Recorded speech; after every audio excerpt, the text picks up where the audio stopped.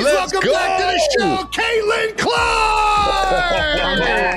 I'm back. Let's go. She's back, I'm baby. honored you guys brought me back on. I must have not been too bad the first time, I guess. You already know. It's always a pleasure. Always a pleasure. Permanent invite. Permanent invite. I Yes, appreciate it. please jump on whenever. Let's talk some Nike. We're honored to be a part of your Nike launch, being a part of the commercial that is. How's it feel? How's it feel to finally have it all out there? And I know it was a long time. Stop everything you're doing because Caitlin Clark just walked into new heights, episode 1 in 73, and turned a normal podcast into a full-blown sports movie. I'm serious. This wasn't guest comes on, answers a few questions, everyone claps. No, this episode had plot twists, comedy, sneaker drama, and one of the funniest side quests I've ever seen on a podcast. Caitlin's Nike era is officially here. Jason Kelce is convinced he can dunk in 30 days, and Travis Kelce is acting like he just got invited to the coolest sneaker meeting on earth. This episode starts calm, and then it quietly goes off the rails in the best way possible. Because the second Caitlin shows up, you can feel the energy change. Travis and Jason don't treat her like some celebrity guest they have to be polite with. They treat her like she's already part of the crew. Caitlin comes in smiling like, I'm back, and the Kelce brothers are basically like permanent invite, and that matters, because it instantly kills the boring interview vibe. It feels like three people who actually like each other, and that's why every moment lands harder. And then the show gets straight to the headline, Nike, because this whole episode is wrapped in Nike energy. Travis is like, we're honored to be part of your Nike launch, being in the commercial and all that, and he asks the big question, what does it feel like to finally have it out there? Caitlin doesn't do the fake humble thing where she pretends it's not a big deal. She says it's been in the works for a long time, and then she drops the detail that makes you sit up. She basically says, this isn't just one ad, this is the beginning of a whole year that leads to her signature shoe, and she's going to be wearing it on the court next season. That's the moment the episode becomes real. Because commercials are cool, but a signature shoe is legacy. That's not promo. That's Nike is building a world around you. And Caitlin keeps it personal. She talks about how the commercial felt very her, because it included people from her real journey, her college coach, big supporters, people who've been around her since she was younger. And then she thanks Travis and Jason for being in it, and you can tell she actually means it. It's a small moment, but it shows how she moves. She's a superstar, but she still talks like a normal person who appreciates people. Do you feel more comfortable that I could maybe dunk in a few weeks or get better at shooting? In a few weeks? Oh boy. Is that what we're calling that? All you need is a few 30 weeks. days. 30 days. 30 days what I'm going for. I told him he had to lose at least 20 pounds and get the technique down perfect. I think you need to start with like a tennis ball. Then you get the tennis ball, you go to like a volleyball, then you go to a basketball. I mean, don't ask me. I obviously don't dunk. Are you dunking? Heck no. I could maybe like grab the rim, but like I just shoot threes and that's good. And right there, right when everything could have stayed clean and professional, Travis does what Travis always does. All right, our guest today is a 6-foot guard from the University of Iowa, the NCAA all-time Division I scoring leader, the first pick of the WNBA draft, Woo! WNBA assist leader, all-star, and 2024 WNBA Rookie of the Year. The Time Athlete of the Year was cool too, just because you see the list of like all the athletes that they've had prior to me, and a lot of those people I idolized growing up, and LeBron's been the only other basketball player, so Yeah. and it's cool as a woman, like they haven't had many females on the cover too, so for women's sports it's kind of special, but you know, just kind of comes with playing the game and having fun, as you guys know. He starts roasting Jason. Travis basically calls Jason a terrible shooter, and Jason is instantly offended like, you are out of your mind, and Caitlin is laughing, and then Caitlin says one harmless line that basically triggers chaos. She's like, next time we need to get you guys on a real basketball court, and Jason hears basketball court and immediately decides to confess something he probably should have kept private. Jason says he recently stepped on a court for the first time in like 20 years, and he's on a mission to dunk. Dunk. Not get in shape. Not shoot around. Not do a little cardio. No, dunk. And Travis doesn't even let him finish the sentence. Travis is like, this mission has been 30 years. Then they pull up the old dunk attempt video. And I'm not exaggerating when I say this clip is the moment the episode becomes legendary. Jason introduces it like a stunt, like a dare, like a wrestling promo. He's basically like, I'm Jason Kelce, this is Jackass. I'm gonna try and dunk a basketball. And the clip shows him sprinting in, jumping, trying off 1 foot, trying off 2 feet, and it's the funniest thing because his body is powerful, but his timing is confused. It's like he's built like a tank, but the tank is trying to do ballet. Travis is laughing, Caitlin is laughing, and Travis drops the line that basically ends the debate. Dude, you're not even touching the rim. And the crazy part is, Jason's confidence doesn't drop at all. It's like nothing can embarrass him.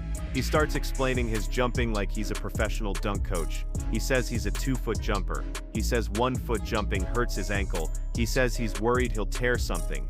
And Caitlin doesn't roast him. She switches into coach mode. Jason asks if there are techniques to jump higher, and Caitlin gives a real answer. She explains the 1 foot jump thing, how you drive the opposite knee up like a high jumper, and it helps lift you. Travis jumps in and says Jason's built for 2-foot power jumping because he squats so much and has that strength. Jason confirms the ankle pain, and Caitlin's basically like, yeah, don't break yourself.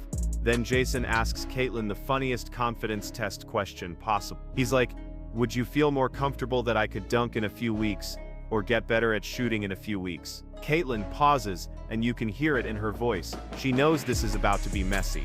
She goes, oh, and Travis sets the deadline like a man writing it on a calendar, 30 days. Jason repeats it, 30 days, like it's a contract, like it's signed, like it's happening. And Caitlin does the most respectful thing ever. She doesn't laugh him out of the room. She gives him requirements. She says he needs to lose at least 20 pounds and fix the technique.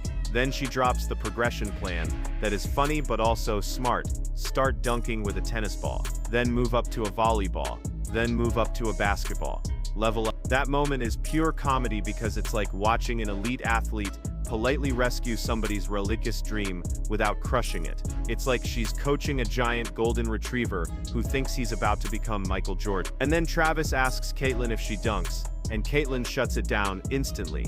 Heck no. She says she could maybe grab the rim, but she's not dunking. She just shoots 3. And that's when the episode shifts from dunk jokes to actual basketball value, because Travis asks her, hypothetically, how easy it is for somebody who can't shoot to learn to shoot. And Caitlin gives one of the best simple explanations without sounding like she's lecturing. She says the biggest problem with young players is form.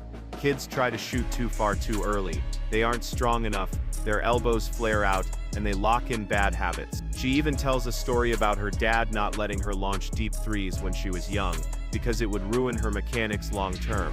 Her advice is clear: keep your form clean first, then work your way back over time. And here's the quiet part that basically cooks Jason's dunk dream. She says learning to shoot is probably easier than learning to dunk, because dunking is about explosiveness and athletic pop, and shooting is about mechanics and repetition. That's the nicest way to say Jason dunking in 30 days might be a fantasy punishment. Then Travis pivots back to Nike, and now he goes full sneaker nerd. He asks Caitlin how the signature shoe process works. And this is where it gets interesting, because Caitlin is not just picking colors. She explains the process started back at the end of her senior year at Iowa, when she was choosing between Nike, Adidas, and Under Armour.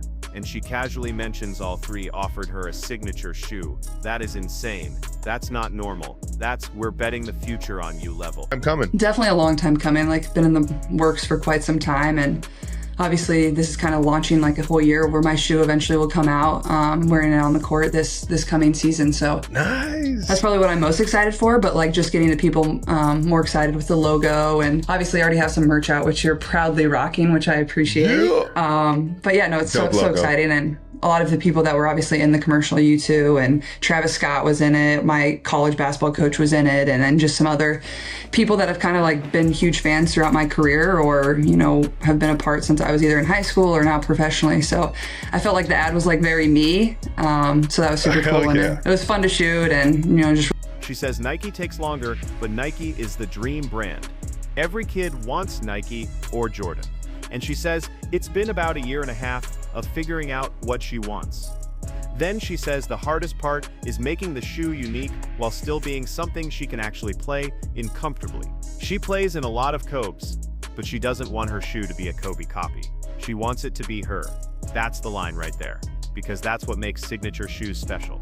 You want it to feel like the player. Then Caitlin starts talking about why she's so picky, and this is where you realize she's really involved. She explains she can tell when a shoe has the tech in the heel, but not in the forefoot. She says some shoes literally feel like you're running on hardwood, and for her, she needs the tech across the whole foot.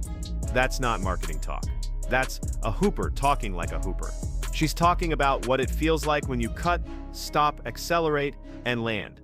And then she drops the biggest tease of the entire Nike segment. She says the technology going into her shoe is something Nike has never put into a basketball shoe before, and she won't say what it is.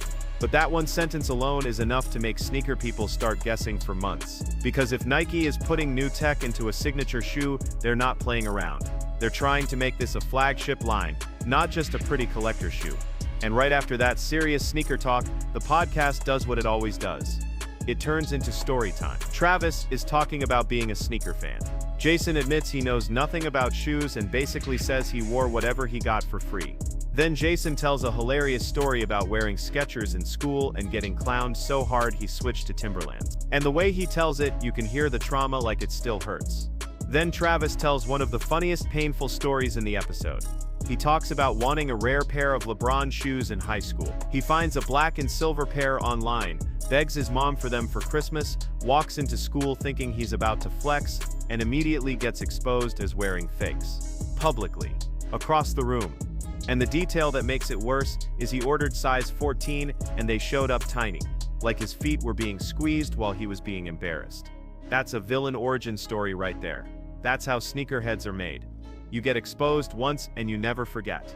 Then Caitlin shifts into the more serious athlete side for a moment. She talks about Team USA camp and how tough it was coming back after a year of nagging injuries. She describes that athlete reality where one injury leads to another. You stop running for a while, and then you have to learn to run again. And then you come back and you're instantly playing against the best players. She says it was intense but fun, and she talks about the World Cup cycle and her long-term goal for the Olympics in 2020. And it hits because she's being honest. What is there to not be a fan of? All the funky floors, and then there's tournaments, and they don't mean crap. Can we just can we just play basketball? Can we just play basketball? I'm getting like a migraine looking at the neon green floor. They then shift gears and talk about Caitlin's funny golf escapades. I did. You hit a person on a tee box. I don't know how you do that. Okay.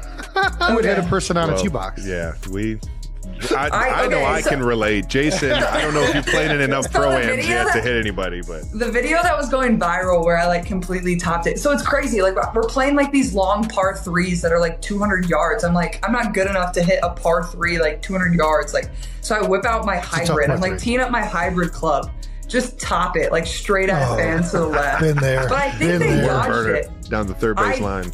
But I nailed somebody on a different par three, like some woman, like right in the shoulder, like shoulder. And I saw a TikTok like the next day, just like black welt on her arm. Oh yeah. Well, that's just how you hit her good if she's got a black welt. She's not pretending everything is perfect. She's telling you the real part of being elite. Then the show flips back into chaos with fantasy football punishments. Caitlin describes her league punishments like it's a criminal sentencing. One option is a 17-hour bus ride with no phone, but you have to live stream it so everybody can watch and confirm you're suffering. Another option involves stand-up comedy at an IHOP and some kind of pancake challenge, and everybody is laughing because it sounds like something your friends make up when they're bored and evil. Then they play that random NFL history game where a team pops up and you have to pick the best fantasy season player from that franchise, and it gets chaotic fast. Some teams are easy, some teams make everybody panic. They start yelling names, passing, debating, celebrating mid-bicks like they just won the Super Bowl. Caitlin is laughing, saying she's going to be thinking about it all night, and that's what New Heights does well. It makes you feel like you're in the room. And then the perfect ending happens. Caitlin sent them a gift box. Jason opens it live. There's a mini hoop inside. And suddenly the podcast becomes a living room. They start shooting on it, joking about bricks, making fun of form, and then the kids run in and start shooting. Everybody is cheering. It's wholesome chaos. The kind of moment that reminds you these are massive stars, but they're still just acting like family with a toy hoop, and it lands perfectly. So yeah, after watching it, here's my takeaway. This episode works because it's not one thing. It's Caitlin's Nike rollout. It's Travis being a sneaker fan. It's real basketball insight. It's comedy that doesn't feel forced. And it's Jason Kelce believing in a dunk dream that may or may not be delusion. And the funniest part is the episode ends the exact same way it started. Jason still believes he's 30 days away from dunking, and Caitlin is the only person in the world who can laugh at him and coach him at the same time without making it mean. Now I've got to ask you, do you think Jason Kelce is actually dunking in 30 days? And if he does, is he starting with a tennis ball or is he going straight to the basketball and risking everything? Drop it in the comments. And if you want me to react to the next episode like this, you already know what to do. Like, subscribe, and I'll see you in the next one.